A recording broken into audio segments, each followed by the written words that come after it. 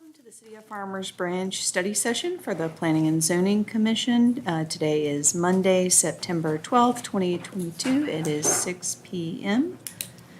Today on our study session, first item A1, discuss regular agenda items. And that takes us to item C1, consider approval of the August 22nd, 2022 Planning and Zoning Commission minutes and take appropriate action. Any comments, corrections on those minutes? Seeing none, we'll move on to item C2, consider the request for a detailed site plan for single-family attached townhome development, city park and associated improvements on approximately 11.61 acres located at 1820 Whittington Place and take appropriate action. Madam Chair, I'll be presenting that item. Fantastic. Any comments? When this was here before, there were some residents that came, right? Because they were. There will probably be some. So I'm wondering about there, if it's going to be, we're going to have people, whether we're already to receive any This, feedback. no, this was a detailed site plan, so by law, we are not required to do any public hearing. That was for the zoning amendment process, All right. for which there was a public hearing, and that's why you probably saw the people. But this one is more administrative, procedural. I don't foresee. I had some questions, but I don't know if they fall more on the HOA side. But I noted in the packet, it said that everything that wasn't the city park was gonna be paid for by the HOA. Is the developer or whoever's here to talk about the site plan able to answer that question about how much that's gonna be? Pay for? Yeah. So everything that's city park, that's all gonna be city improvements. Absolutely, yeah, no, I understand, but there's the. So any common improvements like the internal pavement or landscaping, yes, those are all gonna be maintained and put, of course, built and constructed by the developer. Right, and then it's in your report, it says that the HOA is going to take over those costs. And so Not the Mercer Park, not the park No, pieces. I know, not yeah. the park, everything Yeah. else. Yes. And so I had several of my neighbors ask, do we know how much that is going to cost? I don't believe we have that number with us, and the applicant will be here tonight if you want to ask him the question, but I don't know whether he will also have it on top of his head. They wanted to know that, and then just, I don't think anybody's really excited about having two new curb cuts. Because now my mailbox is going to be between two curb cuts with people going in and out, and one of them to the city park. So that's the way it is, just, I'm letting you know what I'm hearing in the community. Sure.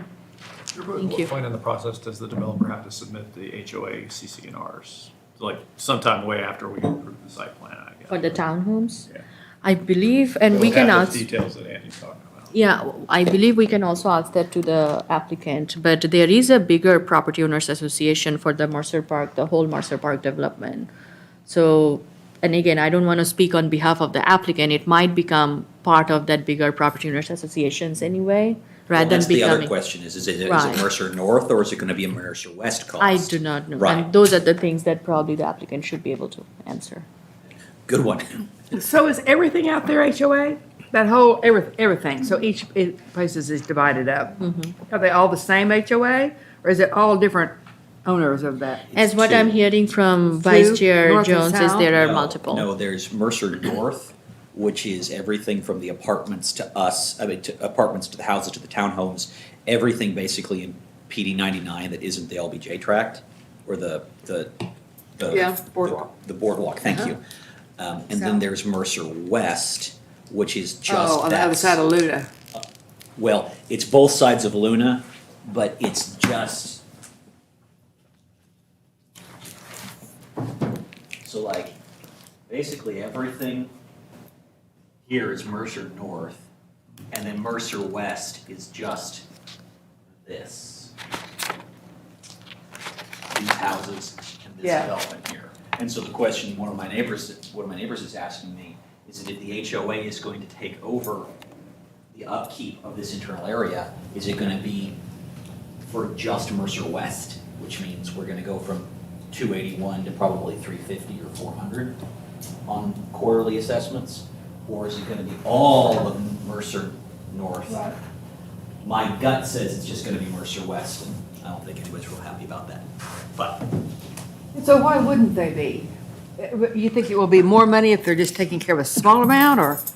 well, it's the hike and bike trail that goes through it.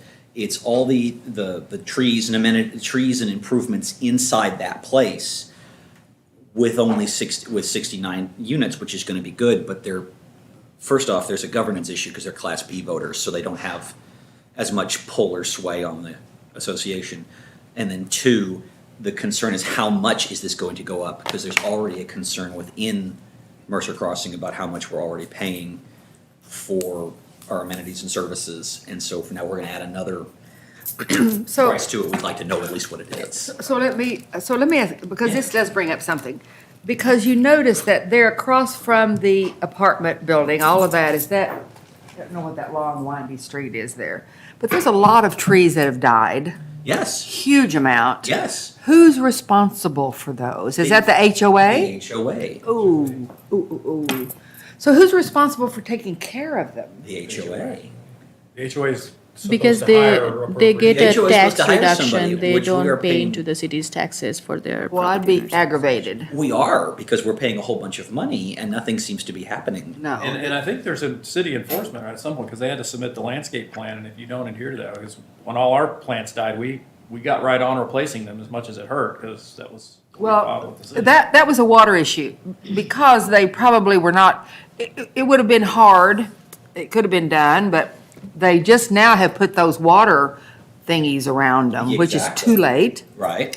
And, but it was an issue, I mean, and maybe a lot of people did, but those trees were so young, but still, it's their responsibility, that's a huge amount of money.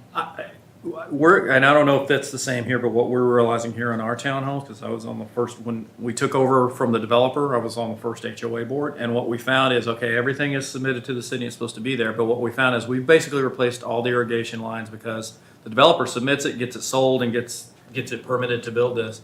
You can't operate it. So then you take over maintenance, and so then, just like you said, you're replacing irrigation things to make it right, or plants that weren't planted appropriately, and the developer's long gone. Well, and Yeah. that is a deep concern in our community, is that this developer has done that, and we're paying too much and we're not getting for it, and now we're gonna add a new section. So the townhouses, people are gonna be Class B voters? Or there's a hierarchy of how you get votes. And so people who own single-family lots have more votes than townhome owners. It's very Byzantine. So it also, my wife ran for the HOA. She got 30 votes, and then the person that was backed by the developer got 390 votes because of the way the class voters work. Wow. And Sorry I think to the biggest, interrupt. impact will be when we get to the landscaping. Yeah. Yeah, and I think these are all very good questions. Let's bring it up downstairs when the applicant is present here. Perfect. Glad to. Thank you. Thank you so much. So we'll move back to study session item A2, review and discuss the Planning and Zoning Commission's biannual update on fiscal year 21-22 work program.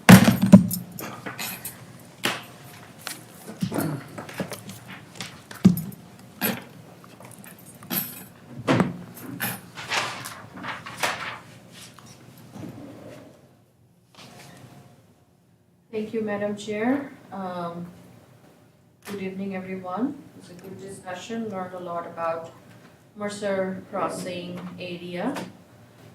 Shilpa Sen, Deputy Planning Director. So tonight, we're going to look at the biannual update on the Planning and Zoning Commission work program. Which some of you might remember, we do annual work plan for the Planning and Zoning Commission. The chair then present that work plan to the City Council. And we also give this biannual update like twice a year to the City Council members on how, what is the status on the work program. So there has been, ideally this should have come to you around July or summer, but things have been pushed back. We have some new commissioners, also new roles.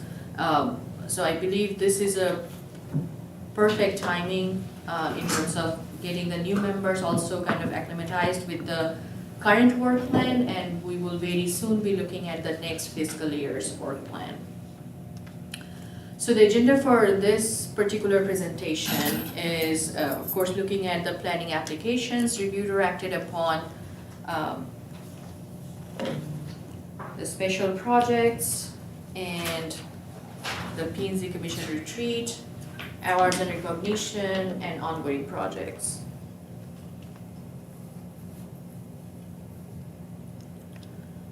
So the first one, this chart, it might look similar from our past updates to the commission.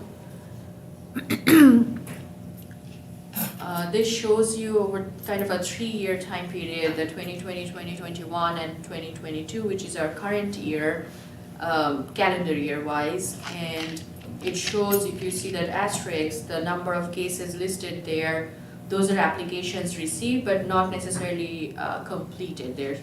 Most of them are still under review. So that percentage from 2020 to 2021, it went down, of course, due to the pandemic. There was a reduction in caseload during that year. However, the early 2020 or so far, we are seeing signs of increased development. We are seeing signs of more applications, more pre-application meetings with staff. So that's a good sign. And also we always mention that planning application follows the cyclical movement of development activity. You first see a rush of planning applications go through the P&Z Council process, and then we kind of go through a hiatus, if you will, because then those projects go into construction and there will be more activity in the permit team or the inspections team versus in the planning. And then again, you will see more planning application come in and kind of the next wave of development activity start. Then going on to some of the special projects that were completed, have been completed so far during this fiscal year. We of course did the I-35 corridor vision study that was adopted February of 2021. We did a comprehensive zoning ordinance amendment for banquet hall event center land use that was adopted March of 2021.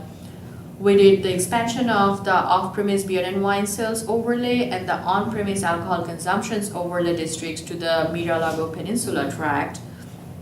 That was adopted in September of 2021. Multifamily development policy adopted November of 2021. One of the main recommendations out of the I-35 corridor vision study was creation and adoption of a TIF, or tax increment financing district. So that TIF 4 got adopted by City Council in November of 2021. We received a special presentation on the topics of new urbanism by Executive Director of the Congress of New Urbanism, Rick Cole, on January of this year. And then, of course, allowing murals within the city that happened in March of 2022. So these are all special projects versus our regular planning applications that we looked at so far. In terms of the Planning and Zoning Commission annual retreat, this year we did 2 of those retreat trips, one in February to City of Richardson. That's a small map showing the north side development near UT Dallas Richardson campus. We looked at the Lockwood district with all those redevelopment projects, the downtown Richardson, and of course City Line. Weather wasn't very friendly that day, remember? So thank you for putting up with that bad weather and still being on the trip. March 3rd, of course, was the Fort Worth trip, which was rescheduled from our original February date, again due to weather. But luckily, this March 3rd date worked out perfect, and there were some really cool things that we saw in near Southside District, Magnolia Highline, and South Main Street. These are some of the photos. Of course, you can see these are the photos from the Richardson retreat. That's where we had the hot chocolate, the photo on the bottom left. And then, of course, where we had lunch at City Grill near City Line. On the upper image on the left, that's the really narrow side close to that easement, utility easement, where they had this cool multifamily project with a linear park, and how it was very interesting to look at all these cool projects that are happening in and around our neighboring municipalities. Then these photos are from the Fort Worth near Southside retreat, how they really I really remember this one particularly well because it's a very unique adaptation of an inner urban area where it still feels like a creative open space, an outdoor mingling space without actually having a proper green land. Of course, we look about the new residential development here. There was a pedestrian pathway that we were just talking about in one of our recent applications. We're like, well, yeah, remember we looked at that? These are the goals from these retreats that not only staff and commission, we look at these new exciting projects or what other cities are doing, we learn from them, and we bring that forward when we review plans and applications and zoning change requests. We kind of draw from those experiences on those tours and thinking, well, remember what they did there, what if we do something similar here? Or maybe some of the principles apply. Sometimes it's not an apple to apple or an exact match, but you can still borrow the principles of walkability, how you make a space more inviting, more attractive for better public-private property interaction. Oh, this was the linear park photo I was talking about, not the other one, with the furniture weighed down because to kind of discourage vandalism. That was very unique. Awards and recognition, of course, we received for the I-35 Corridor Vision Study, we submitted for the APA Economic Development Planning Gold Award. We submitted for that award and received in the gold category, which was the highest category in that, highest recognition in that category. And then for the COVID Recovery Fund, the Parkland program we submitted for the resilience category and received the silver award in 2021. These are some of the ongoing projects. The CBOs, you're familiar with those, with the council's strategic plan that is adopted every year.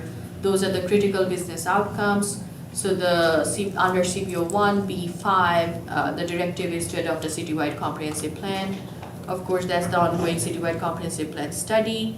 That's a rough schedule. We just finished our phase 1 public engagement push, and we are gearing up for the phase 2, and we'll provide more information as we get them.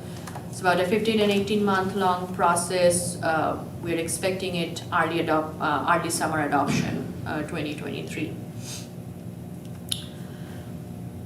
Some of you, or most of you, attended the Comprehensive Plan Community Visioning Workshop. Speaking of West Side, one of the things that we consciously committed to is making sure that public engagement is well spread out throughout the community, because our goal at the end of the process is to make it this one city, one community, unified long-range plan for the whole city and not the area-based plan focus that we had before. So that's why we started with the West Side. We had in the amenity center for the Mercer Crossing, we held this workshop. It was a very successful workshop. Come and go. You could come at your own pace, kind of mingle with staff, consultants, go through these exercise stations. And there were more than 120 people in attendance. And in the following items on the agenda, I will see the update on the Stakeholder Advisory Committee, and I have attached the feedback, kind of the synthesis of the feedback received not only at this workshop, but also the online survey that stayed open for a month, and it was just closed after the Labor Day weekend. People have spoken and they have given us their feedback in terms of what they really like, what they love about Farmers Branch, what they don't like so much about Farmers Branch, where they want the city to see grow and develop in the coming 20 years or more. Then, of course, the next big project on our list is this under guidance of CBO 3 and CBO 7, enhance landscape regulations and develop the tree preservation ordinance. Staff is actively working on both, and both council initiatives as well as, these are both council initiatives as well as our current work plan for the Planning and Zoning Commission includes both ordinance amendment work. So we are working on those and expected to see them come in front of commission pretty soon, before the end of the year. So that's all I have for the biannual update. Of course, the next thing you will see in a month is the Planning and Zoning Commission work plan for the next fiscal year, which is fiscal year 22-23. That's gonna start in October and then end the following year, September 30th. Madam Chair will present this biannual update to the council at a later date, and then once the P&Z work plan is presented to you all for the next year, she will also present that work plan to the city council at a later date. With that, if you have any question, I'll be happy to answer. Yes. So, Go ahead. but just the mural, where did that end up, the mural ordinance, or what is the mural policy in the city now? You kind of got me at on top Sorry. of my head, if I'm trying to remember it correctly. Maybe I can pull it up on the website, let's try. That's okay, we can come back to it, it's just. I can include it in the next packet, or I can send an email to It's all of not- you it's with the not link. Time sensitive. We did allow murals throughout the city, and also with limited, I'm trying to remember, did we do the signage or no? Yeah, I think they have to fit like within Fit the the regular parameters. sign requirements. You were to put your large company name on the site, it's like a wall sign. Yeah, then you have to meet the size Yeah, restrictions. and you just have to get a permit, and that's kind of it. But they're allowed, bring them up. Yeah. So I do have a question. So in all of the surveys that they did, are they gonna put the results of that? I mean, I would love to know what the city thinks about the city, the residents think about the city. We are so divided in age-wise, and I know that there's always a groups, and so they are gonna publish that? I think I included the feedback in your package. Ah, I didn't- And also, if you're asking for, the survey was anonymous, so I don't think we'll get the demographics or where the survey feedback received from, that information. However, you will hear the feedback in terms of what was said in the survey. Yeah. Yeah. Okay, good. So where do we get that information? So that is in your packet, as well as it's Right. posted on our website, on the comprehensive plan website. Or where do I get the details that support the summarization that's within the packet you shared? Typically, as a rule, when you're doing anonymous surveys, you only present aggregate results. As a researcher, it's not No, considered. I'm not after any demographics or who said what. What I'd like to Even- know is how many votes were for the police department? How many votes were there for the parks and rec? I The think breakdown it as wasn't it's really- identified here in the document. So let me go back and pull I know there's some the. percentages here, Mhm. but there's obviously some raw data that supports those percentages is what I'm trying to get to. It's probably like, say, if it were, I think it gives you a number of how many responses were there online. So if you look at the percentage, that should say that, okay, out of those 230 people, how many said Okay. that park is a I'll try to priority? find that. So it's the engagement summary? Yes, Yeah. so it's part of the agenda item that says Stakeholder Advisory Committee update. It's my wife at the back of her head. Oh. She made the summary. So if you look at agenda item It's A3, really, it's our next A3. agenda. Do you want to just move to that, since you've concluded this? Yeah, actually, we can discuss that. I don't have a presentation. Okay. So we can, Well, can you bring up that link that you sent us? Because that had a lot of good information on it. Yeah, so we'll move to item A3, receive an update regarding the Comprehensive Plan Strategic Advisory Committee meeting on August 17th, 2022. And thank you again for your suggestion of its inclusion. yes, absolutely. And as I said, this website has been included in, and we are trying to get everyone to this website because that's the best way to disseminate information for us. So this is the main landing page for the comprehensive plan update. So most of the information, so as soon as we did the workshop, we made sure that this website included that information. That thanks to those of you who attended in the August 4th community workshop, it was great meeting you. For results from the workshop, please see phase 1 engagement. So of course the consultant needed a little bit of time to synthesize that information. So they created this sub-page of phase 1 engagement. And if you click on that link, it actually talks about, it was actually doing the count live, if you had checked it in between. So online survey, we got 252 responses. And it says these are kind of like the the encapsulated, like the key things that popped up. I appreciate a small town feel with the large city amenities. People like local businesses, parks, sense of safety in Farmers Branch. They want more restaurants, cafes, retail gathering spaces, particularly around Mustang Station and Four Corners. People want to address homelessness, provide more affordable housing options. People want less crime, less political divisiveness, and less taxes.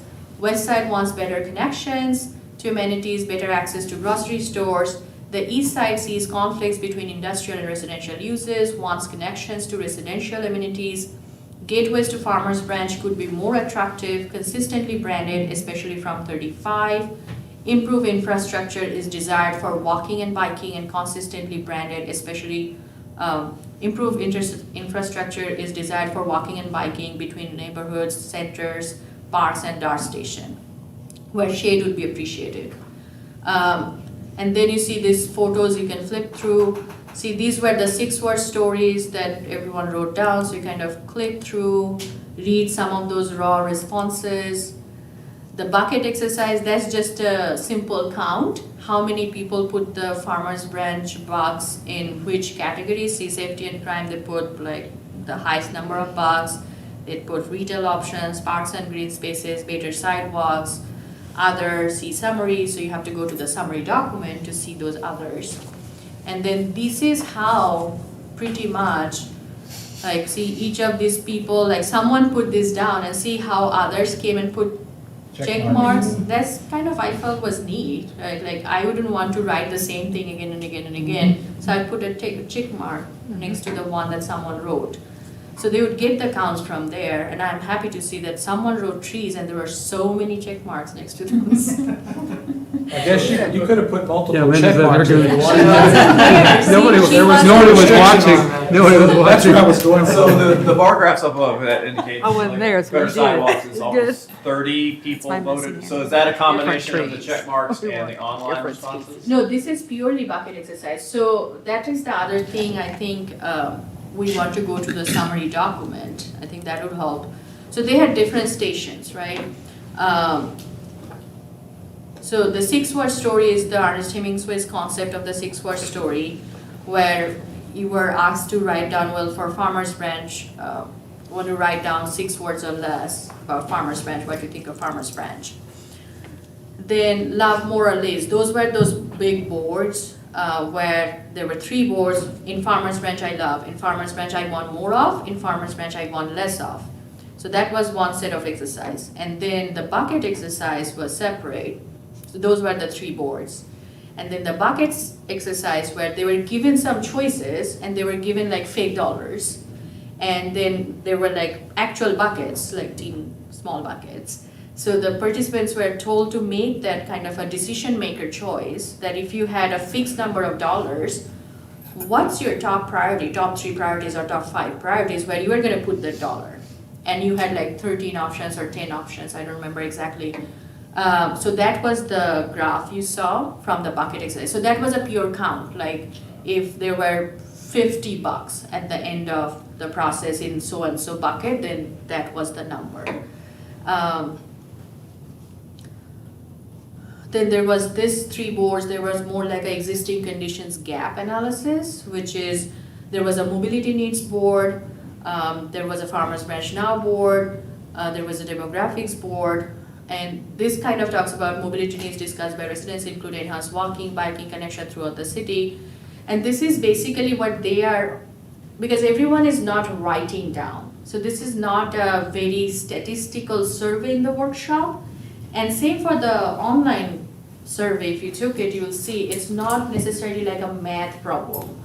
It's sometimes very subjective. Sometimes you have to also listen and capture what they're saying, because sometimes the consultants or our staff members, we were taking down notes.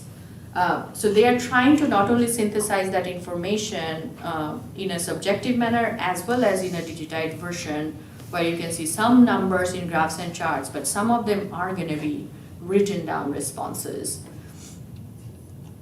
So And they then were this was- written and then they were online, Mhm. and those numbers are identified here. How many were written and how many? The were- number you see is the 230, that's for online, and then the workshop, as you saw, that is 120, that was from the sign-in sheet that we had, that's 120 plus people.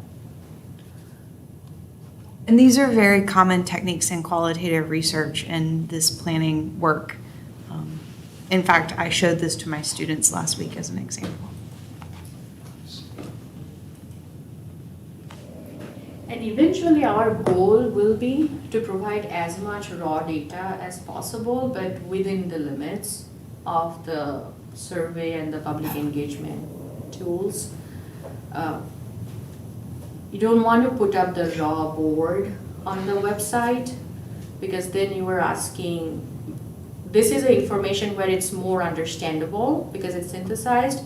If we just put the raw board, like a photo of the raw board, it doesn't tell you the whole story. Because there I'm trying to, if I were just a resident, I'll see the raw board and think, oh nice, someone put a lot of take next to trees.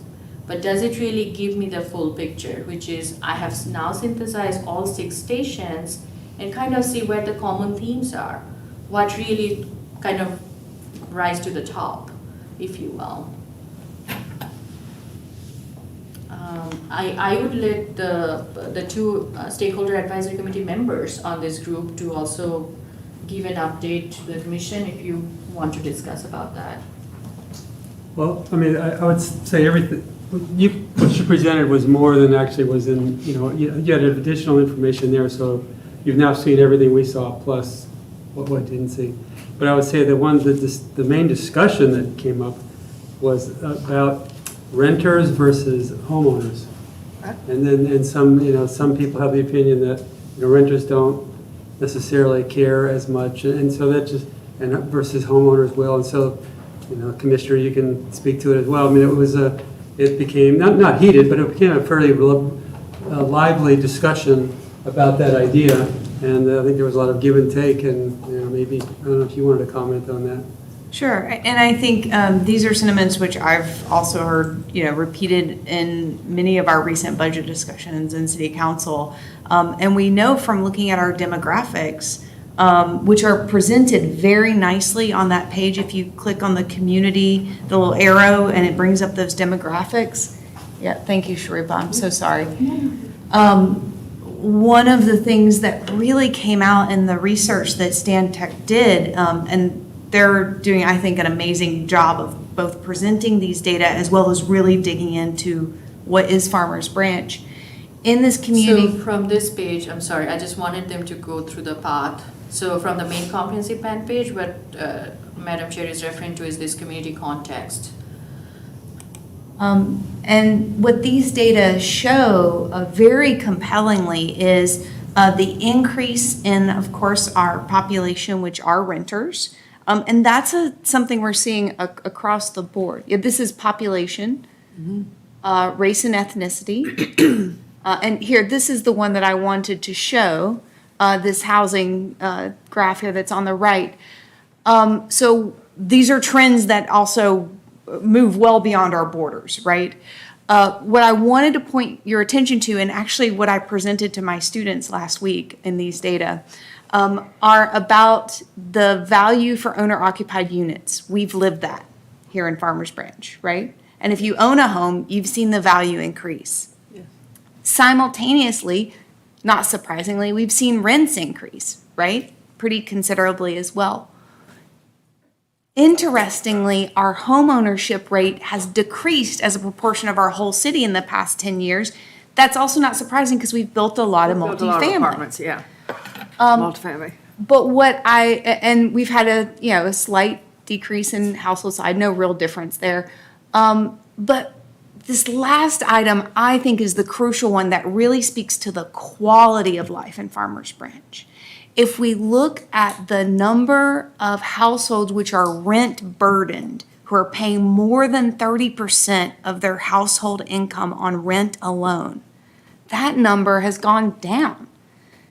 So that tells me that even with these increasing prices, we've established a high quality of life in Farmers Branch.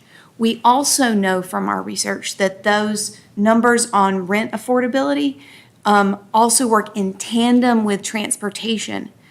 And our position in the Metroplex is one that affords us a great deal of connectivity to our employment centers and through DART into the rest of the city and beyond. So I would argue that given our transportation nexus, we're in even a better position of supplying overall affordability to our citizens. So to my mind, these data are really evidence contrary to what people often fear about multifamily, that it's going to decrease the values of their homes, and we've actually seen quite the opposite. Just in the data. Yeah, and thank you, Chair Rayleigh, for bringing this up, because I feel like we do have a lot of information on our websites, but maybe we don't do a good job of advertising it as much as we should, or we do, but maybe it doesn't reach the audience. But yes, they are doing a lot of work in the background, and we are trying to put as much of it outside on the public facing portal, which is our website. That's basically our newspaper, if you will. But you can see this came from, so their phase 1 included on the study is synthesizing all the data that they received from the city, both GIS, the past plans, everything. And now they're kind of more like the sausage making process, which is synthesizing the data and then displaying it in a format. And I love this story map format. It doesn't work for everything, but for projects like this, it really works because you get this very nice little short text, but more images and graphics. And this helps to get the point across easily versus making you read like a 100-page document, right? I would also say that it does require a little bit of analysis and translation on top of it, as I just did, because of course, when I presented this to my students and I asked them what they saw, they weren't able to make all of those connections. And I suspect the same is true for other folks who aren't working on a PhD in urban planning. So I think there are stories embedded in there, but sometimes it requires a little bit of critical thinking to nudge them out.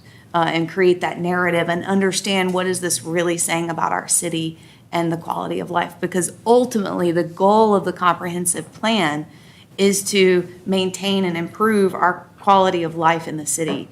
And in that context, I think we're off to a tremendous start from what I've observed in that SAC meeting, in the documents and analysis that I've seen. Good explanation, wonderful. Yeah. Thank you, Well done. thank you. And we'll be sure to put agenda items after each SAC meeting. I think we only have scheduled total for this whole process about 5 meetings, so they'll be infrequent, but at any time that we desire any updates from staff, they've pledged that Are they those will on do a so. schedule or not on a schedule? They have not The yet been remaining- scheduled. It will be forthcoming. So I think that, any other comments, questions about the SAC? Again, I want to just say I'm thankful to be a part of that and to represent, and that I see a lot of really quality work being done. And actually, Chair Rayleigh has also been elected the chair for that committee, That's right. which I'm very excited for her. Thank you. So Buried the lead right there. Yeah. Congratulations. it didn't occur to me. So The woman who has the most experience in this is also now leading the process. Right. Yeah. Thank you. Should be, Again, I think it's the consultants and the staff together are collaborating and doing a wonderful job, and I have no doubt that our citizens will also represent well on that committee. Item A4, receive a report regarding zoning and development cases acted upon by the city council. Thank you, Chair. This is also a regular update that we provide to the commission on the cases that you all have looked at, or the planning application have given recommendation. You wanted to see how the city council have acted on those cases subsequently, and if they have followed your recommendation, or if there was any mismatch, or if there was a Sometimes they went against your recommendation. That way we could kind of bring those back and also maybe spend a minute or so to think about those and discuss those. As you can see from this latest report, they have, the city council have coincided or agreed with your recommendation. So there hasn't been a single project where they have not agreed with the commission recommendation. And this time I have added a status column. I have requested Brian to add a status column. Thank you, Brian. Because I remember usually commission would want to find out that what the actual status on ground is. So you can see usually for the zoning case area, it would be a while before they break ground. So those will be waiting on, like, for example, the zoning case that went through at Alpha and Welch, we are waiting for the detailed site plan. So that's going to be a while. However, if you see the first one on that list, the detailed site plan, they already have building permits for building permits submitted.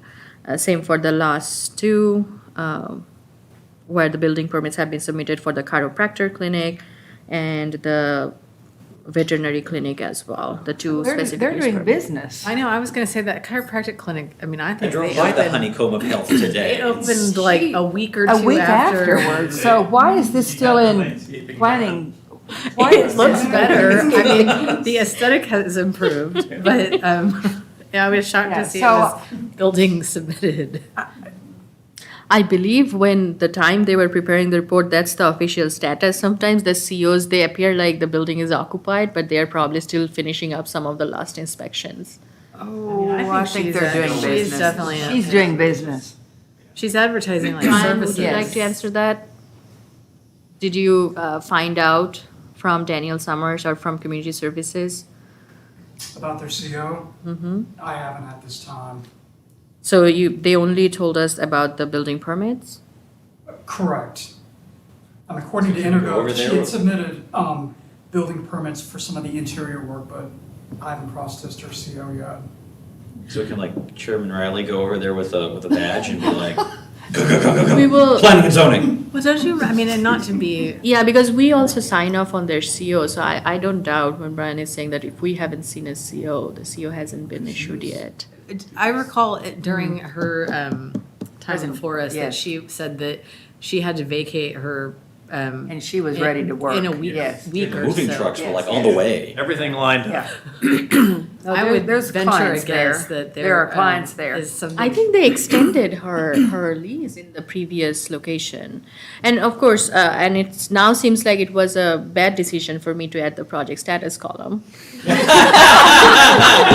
is why. I have to say, like, I've been like having this internal dialogue every time I drive by it. I'm like, huh, what's that I place? didn't notice Like, it on here, and It's I like, noticed that. no good deed ever goes unpunished. I'm like the True. live We are example of not, that. we are in no way like saying that you have any, it's, I'm almost gossiping about it at this point, right? We want Like, this column, Sherpa. We want this column. Now I got my direction, like remove that column, Brian. Next time we won't run at that column. satiating my want for drama. But we will bring that information back. Making sure that, She's probably watching right now. I'm gonna call like, and try and she's to get an driving over there appointment. right now to pull everything down. and- Good to see. And So, find out that. I mean, I think she should be able to have, I'm in no way saying. Move the saying- CO along. Let's get it done. If it's not, Sure. if it's not done, It works both ways, yeah. yeah. Well, are you supposed to do business without a CO? I couldn't live in my house without. And I a CO. don't think had a you can moving have truck your, right in front of it. you cannot have some of your utilities turned on. yes, without us They you don't cannot. get turned on until after you get the Get CO. the CO. So I think we need to check on that, Brian. Well, it's homeopathic medicine. They don't need I'm gonna electricity. notice when I drive by if their lights are on. Just candles anyway. Exactly. Yeah. You have a live whale for They're the doing whale cupping. song. That takes us to item 8.5, discuss agenda items for future planning and zoning consideration. Any items for future consideration? Trees. I believe we will be seeing, there is work being done to that effect. And I did, per request, send along information from my contact in the city of Atlanta, Awesome. which is known as the city in a forest. And I believe Alexander with our sustainability team did discuss with you. Yeah, we went back and forth on that. It was good. Yeah, thank you for that. Yeah, sure. All right. Madam Chair, if we're done with that, if I could have a minute. Sure, please. That would be a great We're one done. for a future agenda, like a note for that, yes. So as I was sharing with Amber earlier, this will be my last planning and zoning meeting. I haven't told anyone. So this is probably the wrong protocol. So I don't know, but no, it's a good thing. We're moving. So we're listing the house this week. My wife got a new job over in Fort Worth. So we've been trying to get that way since then. So it's going to happen quickly, we think. So anyway, I have enjoyed working with all of you. Oh, Took him on the trip to Fort Worth. I know, and it worked, right? Well, I was like, the weather in Richardson, nothing against Richardson, but that was a rougher day. So Fort Worth was Chamber of Commerce weather, just looked beautiful. So anyway, but no, I really appreciated getting to know you all and working with staff and through the process. I've learned a lot. I've learned more than I brought to it, I think, so. But I really appreciate we'll it. miss you. Yeah. Likewise. Would you be traveling to Frisco? So I will have to go to Frisco every now and then that's a 2-hour commute. Yeah, So I I will know. not have any 8 o'clock meetings if I can help it in Frisco. But my main office is in Arlington. Okay. So that's, at the that's stadium. gonna be good. So, yeah. So might I ask, speaking that we're going to have to get another replacement here, where is our other member? I've seen her once or twice. Sabrina or whatever her name is? She said she was gonna be here at our actual meeting, or 7 o'clock. Couldn't make the study session, right? That's my understanding.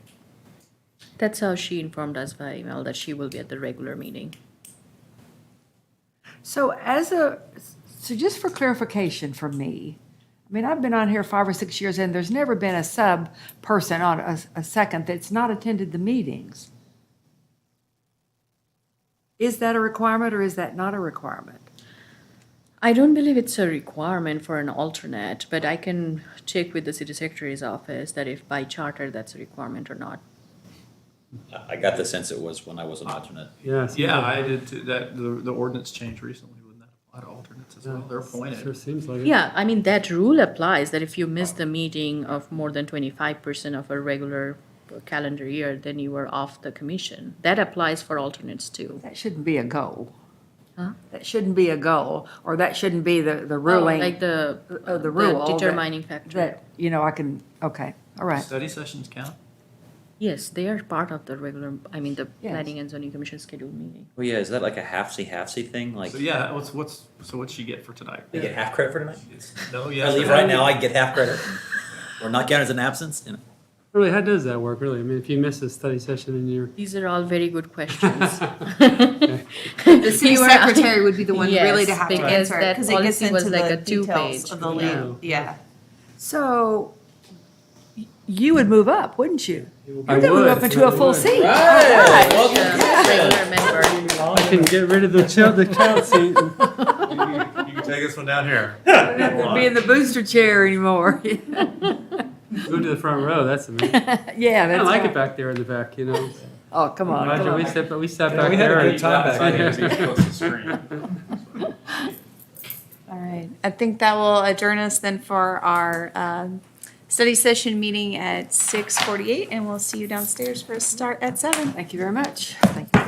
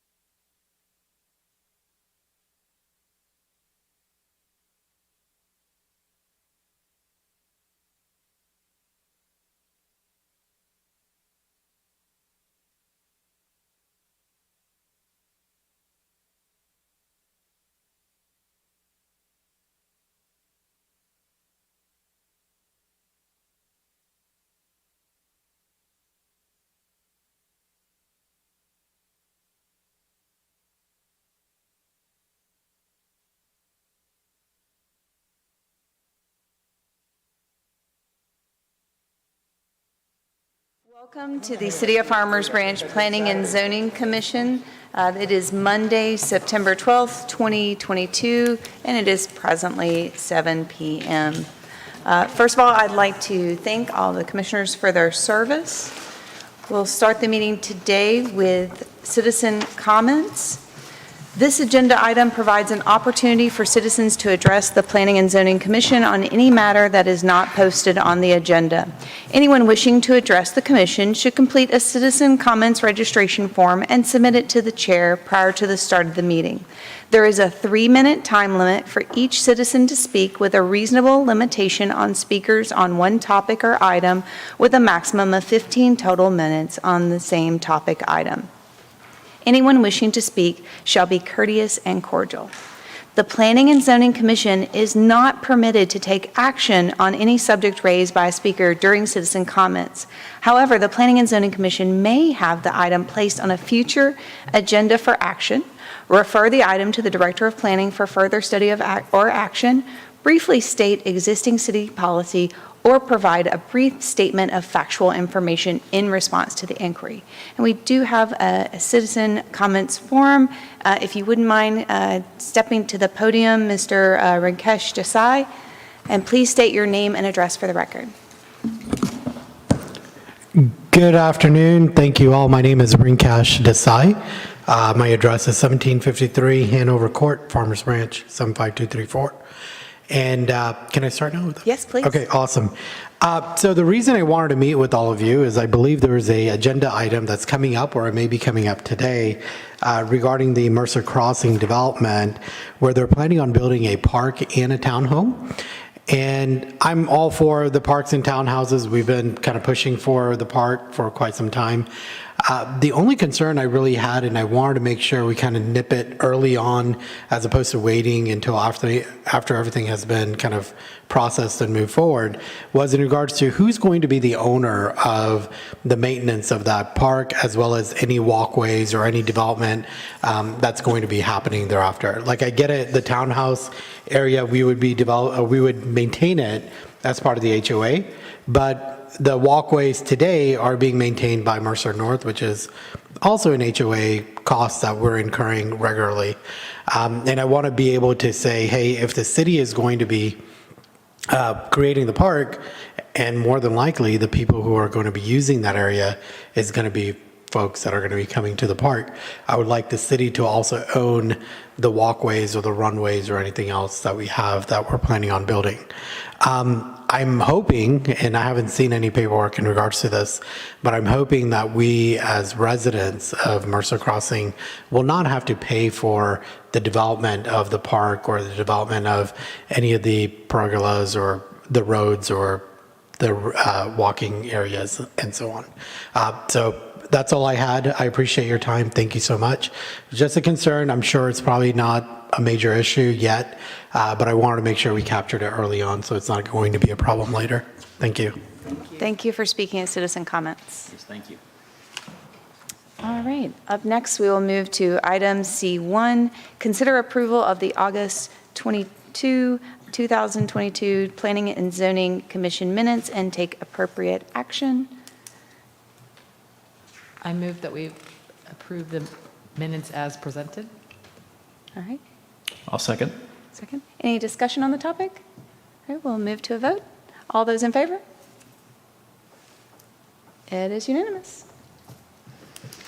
All right, up next, item C2, consider the request for a detailed site plan for single-family attached townhome development, city park, and associated improvements on approximately 11.61 acres located at 1820 Whittington Place, and take appropriate action. Thank you, Sharupa.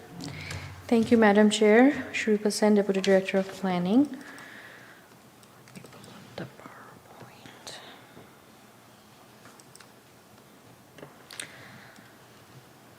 So the aerial map on your screen depicts the property that is under consideration for this detailed site plan. It's shaded in green, and it's about roughly 11.6 acres of land, currently zoned Plan Development District 99. If you all remember, we recently did a zoning amendment for this property to zone the whole piece within PD 99 to allow the townhome development. So it's proposed to be a 69-unit townhome project, 13 two-story buildings, 2-car attached garage with each unit, and 20-foot minimum driveway on each unit with some on-street parking. 2 city park areas are also proposed within this project, one about 4.5-acre park space on the southern edge of the proposed development and a 0.8-acre neighborhood pocket park along Chartwell Crest. This is the detailed site plan, which matches exactly as the conceptual site plan was approved as part of the zoning process earlier this year. So those were the 13 townhome buildings. These buildings are going to be facing Whittington Place on the north side of this tract. And then these buildings are kind of parallel to this pocket park and either facing this interior or facing this some of the trail or open space, and these are the driveways accessing this interior roadways. There are 2 new the 2 main driveways to access this project from Chartwell Crest, and the city park areas are defined around the southern edge of this property as well as this smaller piece. The only difference, if you might recall from the zoning conceptual plan to this, a detailed site plan, is originally there was a 20-space surface parking lot shown within the park space. However, we have gone through a amendment of the developer's agreement, and now the developer is providing on-street parking along Chartwell Crest, as well as on-street parking next to this park space on this interior street. And that would suffice for the parking needs that was originally shown within the parkland. This is the landscape plan. On the right side of the screen is the colored landscape plan as part of the detailed site plan approval process, part of your packet. This is a conceptual rendering. As both these park amenities are currently city-owned, are going to be city-owned parks, and the city Parks and Recreation Department is working with the consultants to come up with the design layout as well as the amenities that are going to be provided. This is more of, on the left side of your screen, the Mercer Park Master Plan. That's more of the conceptual renderings done by the Parks team's consultants and their team. So the detailed site plan package is essentially approving the landscape scheme, whereas the amenities and all the improvements that's going to happen within the park spaces, that's going to be finalized through the city's Park and Recreation team. And to also aid in the questions that came up during the study session, some of it is that all of those improvements within the 2 park spaces are going to be installed as well as maintained by the city after installation. These are the building elevation. This is more of the rendering. You have in your packet the actual black and white and color elevations for the townhome buildings. This meets the PD 99 design book or the pattern book and the type of residential unit structures that the PD has recommended. From a comprehensive plan standpoint, they fall within the employment district. Of course, that comprehensive plan is the oldest, and hopefully with the new comprehensive plan, once that is adopted, we will be able to see how the realities in the ground have changed and moving forward what the community really desire of these areas.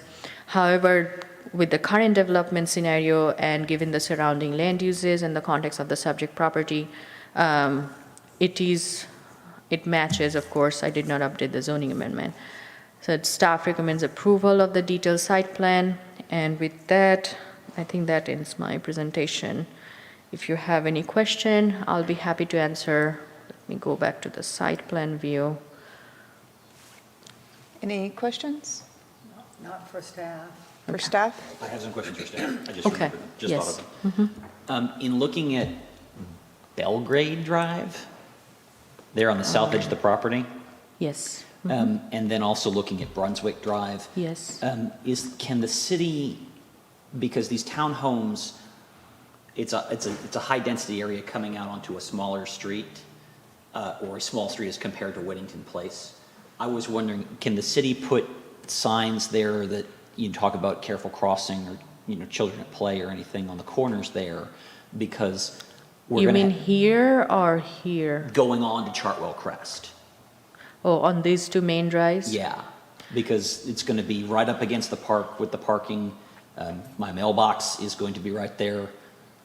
You're going to have a lot of pedestrian traffic through there. So I'd love for the city to make efforts to make sure that that is a very safe crossing. Actually, thank you for bringing it up, that we can have this conversation. I did bring up that question or inquiry with the Public Works team and the Director of Public Works. And the answer to it is, technically the request, if we understood it right, was that we were asking for better signage to make the motorists aware of pedestrian traffic, which there are in that case so many driveways within the city where it's just not feasible for Public Works to put that much signage on private property directing pedestrian There's a traffic. no parking sign every 10 feet along that street. That was also based on the resident request. However, for a driveway, if we start implementing be aware of pedestrian traffic, that would apply for every driveway because it's the same condition wherever you are crossing a street.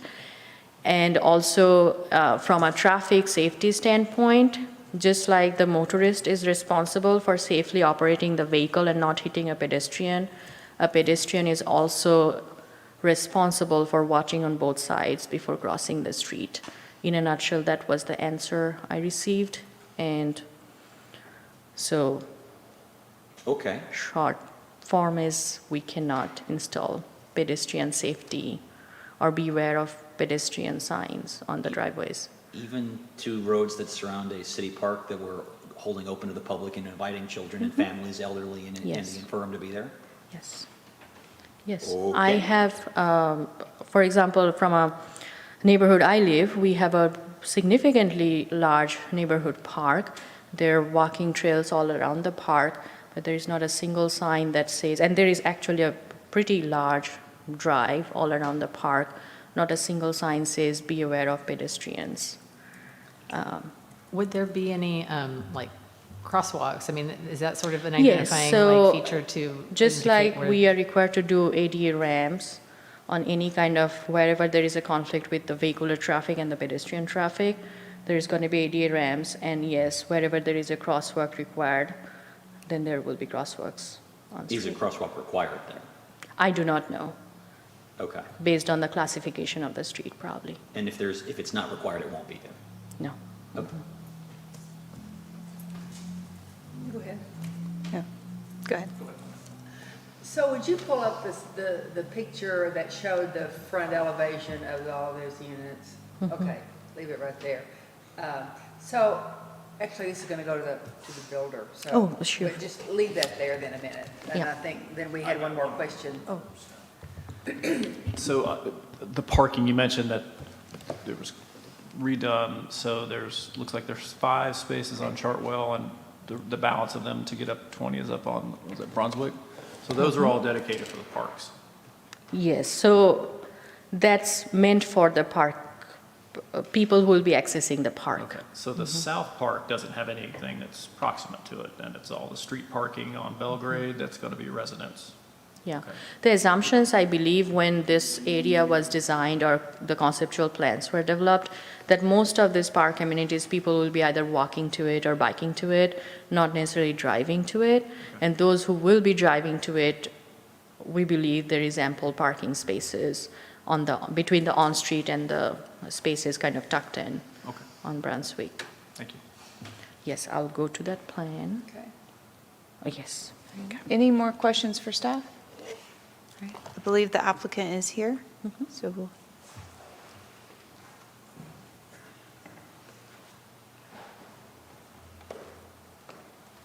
Please state your name and address for the record. Yes, sir. Good evening, Michael Beatty, 1800 Valley View Lane. Pleasure to be here again. Where would you like to start? Answer questions? I don't have anything to add to your presentation. Yes, ma'am. So, I'm looking at the plan for landscaping, Okay? and on the north end, which I'm assuming this is looking out on that street. Onto Whittington, Am I yes. correct? You have a red oak tree in every single yard.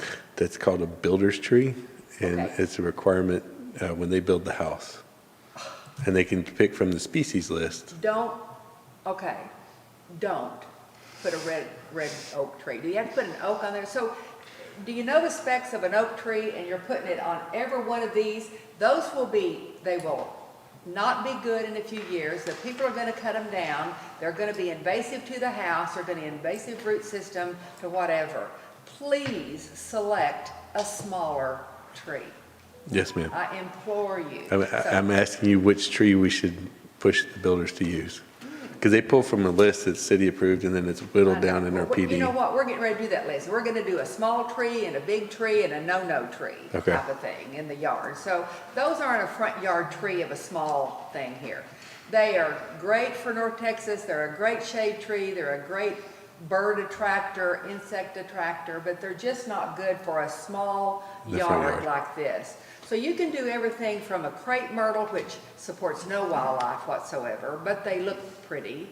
Or, I mean, I could give you a list, or we could get you a list, but that is just not a good situation. And if you go over right now into these areas, over on the far west side, they've got an unbelievable amount of live oak trees, which live to be 150 years old. So those aren't going to live to be that old. And they're on the apartment areas, they encroach upon the building, and you have to cut them off. The second story, they got to cut them off. They're misshapen. They're just not the beautiful tree they have. We have a better selection. So now, the ones in the everywhere else, I think you have enough place to put them. I don't know about your spacing. You said every 15 feet on center, I think.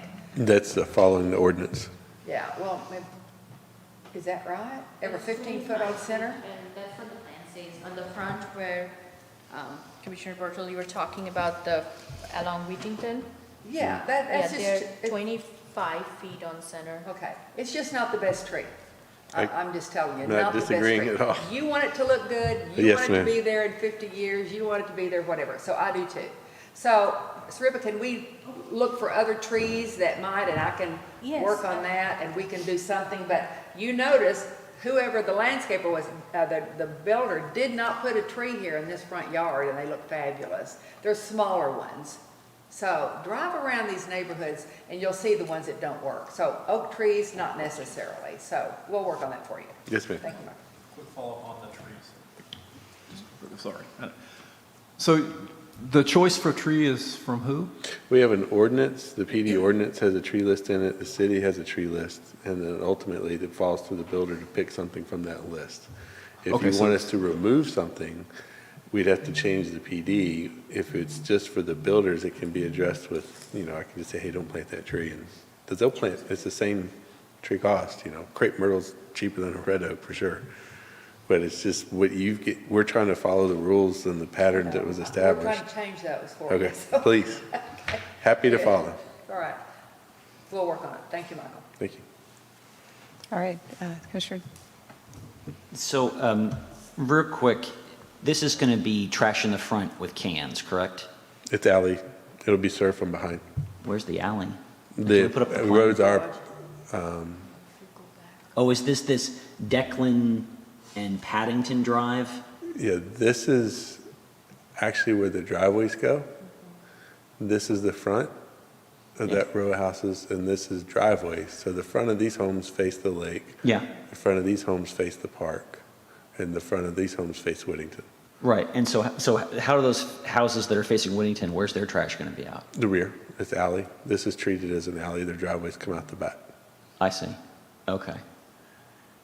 All right. So then, Mr. Desai brings up a good point. Is I would like to know what in this area is going to be owned and maintained by the HOA, and do you have an estimate about what the residents are going to see an increase in their HOA dues to maintain? It would be a net decrease because we're adding 60 new members, Okay. 69 new members, And the additional areas that'll be maintained are just the little strips of grass around the townhomes. So this big old walking trail thing? That is all city park. That's all going to be city park? From Whittington all the way through down to back to? Yes. Okay. And we're going to have a net decrease on our HOA dues? It should be a nobody's dues are gonna go up, okay?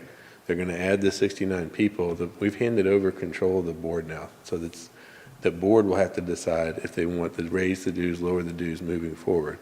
But there's nothing that we're doing here that would cause an increase in anyone's dues. It should end up being a potential reduction opportunity because you have 9% more people paying in for minimal increase in costs. And is this for Mercer West or Mercer North? Mercer West. Mercer West. Right. Okay. The residential. There's a North Commercial Association. There's a Mercer South Commercial Association. Mercer West is all the residential. Okay. I pay both Mercer West and Mercer North, so Correct. I was making sure. No, the residential is a sub-association of the commercial. That's the master association, everything north of 635. Okay. And that entity is the one that actually has the obligation to maintain the medians and the public right-of-way as part of the overall Mercer Crossing development. Okay. That goes back to 2006, Sure. I think, before we got involved. And then since the Public Works Department has seemed to suggest that they can't put up signs to protect the children, the elderly, and the infirm in our neighborhood, is that something the developer would take care of? We can, yes, sir. Okay. But he's not going to let me, Mr. Bentley won't let me block a sight triangle on the corners. You have to be very careful No, I understand. there, but we'll put up signs. Yes, ma'am. I just had a question about the PID that's associated with the Mercer Crossing, since that is divided by the number of homes in that neighborhood. Will these 69 homes cause a reduction in that? The assessment for this parcel of land was based on the original proposed use, which was the amphitheater and the office building. So that dollar amount has already been set a long time ago. Any changes to that would have to go through city council action and amending the service and assessment plan for the pit. You've been very informative. Oh, thank you. Yes, thank you. Are there additional questions? Thank you so much. Thank you. Appreciate the time. All right, seeing no further questions, would anyone like to make a motion?